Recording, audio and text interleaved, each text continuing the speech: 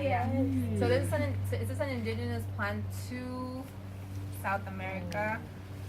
And it's the plant itself, like it has a lot of like association with kind of like even the smell. What is it? What's up with the smell? Like it smells good, but what? It's kind of like very sensual, It's purifying. purifying too. Uh-huh.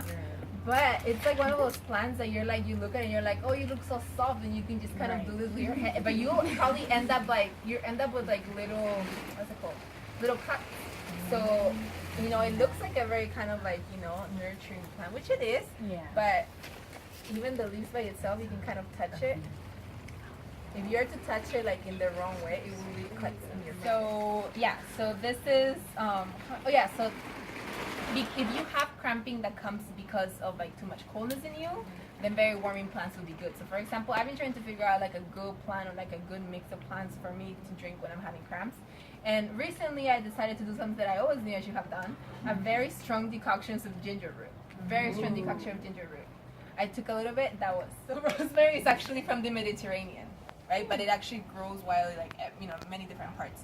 This is also a very big part of like a lot of like indigenous or like traditional Latin American medicine, right? So rosemary is like a big plant. When I used like when I do oil infusion, so you put the oil and then you use it in there, it's mostly for like sauce making.